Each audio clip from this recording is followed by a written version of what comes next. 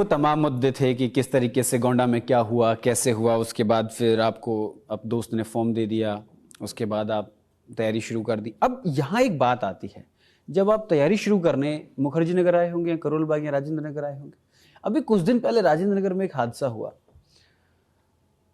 हमने बेबाकी से उसको कवर किया, हमने उसमें 3 चीजें देखी। अब हम आपसे जानना चाहते हैं कि इसमें लापरवाही किसकी थी। एक चीज तो ये निकलकर सामने आई, एक है तो आप कुछ एरिया जहां गैदरिंग है उनको प्रिकॉशन के तौर पे साफ रखें ना। अभी पानी भरा, फिर भर गया, फिर कोई दूसरी घटना घट जाएगी। सवाल ये नहीं है कि सिस्टम या कौन दोषी है, वो तो हम उसकी तो बात ही नहीं करते। हम ये कर रहे हैं कि ठीक है, कोई भी दोष, हम दोष ढूंढेंगे तो अगला 200 साल तो दोष ही ढूंढने में चला जाएगा कि ओरिजिनल गलती किसकी थी। सवाल ये है कि जहां आपको पता है कि सेंसिटिव एरिया है, पेट्रोल पंप पे क्यों कहते हैं माचिस मत जलाना? क्योंकि सेंसिटिव एरिया है। तो जब आपको पता है कि यहाँ स्टूडेंट कंसंट्रेशन ज्यादा है और आप पैसा लेते ही हो, यहाँ के मकान मालिकों से मैं बस एक बात कहना चाहता हूं इस मंच से कि भाई साहब, आप जिन बच्चों को परेशान करते हो ना, आपके घर का भोजन उन बच्चों के पैसे पे चलता है। और ये नियम है धरती का कि जिसके बल पर आप खाते पीते हो, कम से कम उसे तो ना परेशान करो। ये एक बात और निकल कर आई, ये हादसा जब हुआ तो उसके बाद जो हाउस ओनर्स थे और जो लाइब्रेरी चलाते थे, उन्होंने अपने रेट डबल कर दिए सर। बिल्कुल कर दिए। बहुत लड़के परेशान हैं, बहुत ज्यादा लड़के बहुत ज्यादा परेशान है इस वक्त। तो मैं यही कह रहा था कि सरकार को, कम से कम प्रशासन को इस बात का ध्यान रखना चाहिए कि यार ये सब सेंसिटिव एरियाज हैं, इन पे थोड़ा सा प्रिकॉशन रखा जाए।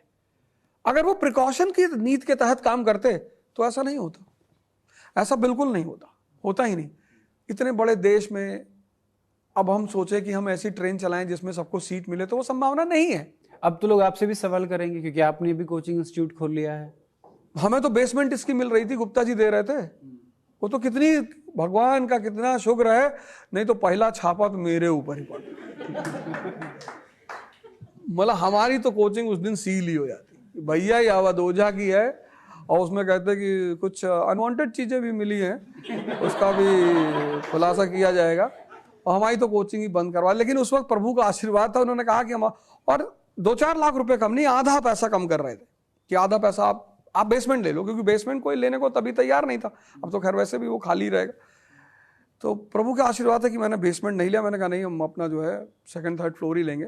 कि एक सवाल ये खड़ा हुआ था कि आईएएस के बच्चों को, यूपीएससी के बच्चों को ड्रेनेज सिस्टम समझाने वाले टीचर अपने यहाँ के ड्रेनेज सिस्टम में फेल हो गए, लेकिन आपने वहां पर ये सब सोचा, दिमाग लगाया, इसलिए मना कर दिया या फिर कोई और रीजन था? नहीं, गुरु का आशीर्वाद था।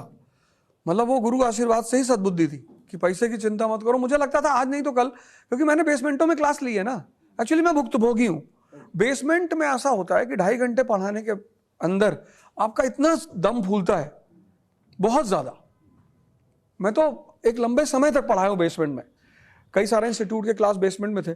तो वहां पे क्या होता था कि आधे घंटे की क्लास के बाद आपको बहुत दम लगाना पड़ता था। तो वो एक बहुत बड़ा आधार था बेसमेंट की क्लास ना लेने का। तो ये तमाम सारी बातें अब राजेंद्र नगर को लेकर हुई, आपने अच्छा कदम उठाया। 3rd फ्लोर पर है यहाँ पर, तो सारे नियम आपने पूरे, सारे कॉम्प्लायंसेस, सारे कंप्लायंसेस